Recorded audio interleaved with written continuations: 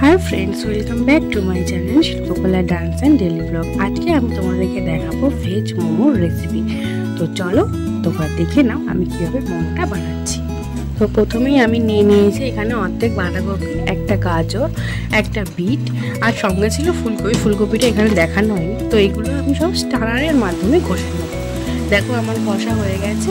আর এখানে ইন্ডাকশানে আমি তেল গরম করে এর মধ্যে আমি ফুলকপি টুকরো টুকরো করে দিয়ে দিয়েছি। আর দেখো পাশে রাখা রয়েছে বিট স্টার্টারে ঘষা আর গাজর ঘষা, আর বাঁধাকপিটাকে একটু ভাপ দিয়ে জল ফেলে দিয়েছিলাম। তো এইবার ফুলকপি ভাজার তেলের মধ্যেই আমি দিয়ে দেবো গাজর ঘষা আর বিট, আর সঙ্গে দেবো বাঁধাকপি।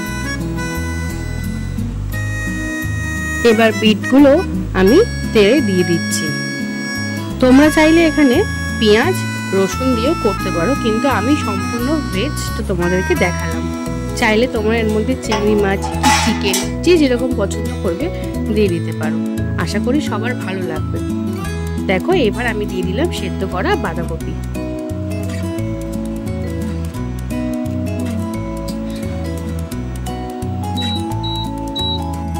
দেখো আমি ফুলকপি ভেজে থালায় তুলে রেখেছি, আর এইগুলো আমার ভাজা হয়ে গেছে। এরপর আমি ময়দা নিয়ে নিয়েছি, এর মধ্যে তেল আর নুন দিয়ে ময়দাটা ভালো করে মেখে নেব।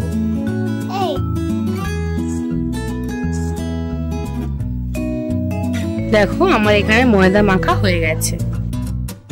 এরপর আমি এখানে ছোট ছোট করে লেচি কেটে নিয়েছি। এরপরে একটু আমি এটাকে বেলে নেব।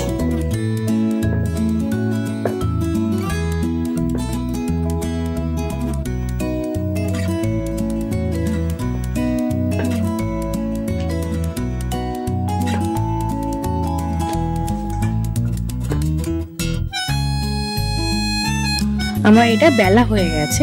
এর ভেতরে আমি এবার পুরটা যে তৈরি করে রেখেছিলাম সেটা দিয়ে দিচ্ছি। এরপরে আমি মোমোর মতো শেপ দেব। আমি আমার মতো করে শেপ করেছি, তোমরা তোমাদের মতো করে নেবে, কারণ আমি যেরকম অতটা পারি না, যেটুকুনি পারি সেটুকুনি করলাম। তোমরা তোমাদের মতো সুন্দর করে আরও শেপ করে নেবে। তোমরা আমার থেকেও আরও সুন্দর সুন্দর শেপ বানাতে পারো। আমি অতটা পাকাপোক্ত নই, যেটুকুনি পারলাম সেটুকুনি দেখালাম।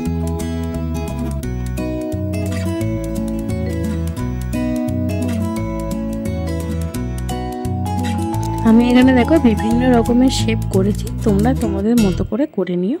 তো এরপরে আমি এটাকে ভাপে বসিয়ে দেবো। 20 থেকে 25 মিনিট আমি এটাকে ভাপে রাখবো। দেখো হয়ে গেছে আমার, এবং আমি প্লেটেও সার্ভ করে দিয়েছি।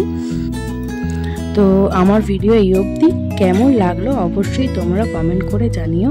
লাইক কমেন্ট শেয়ার অবশ্যই করো, আর অবশ্যই বাড়িতে একবার ট্রাই করো।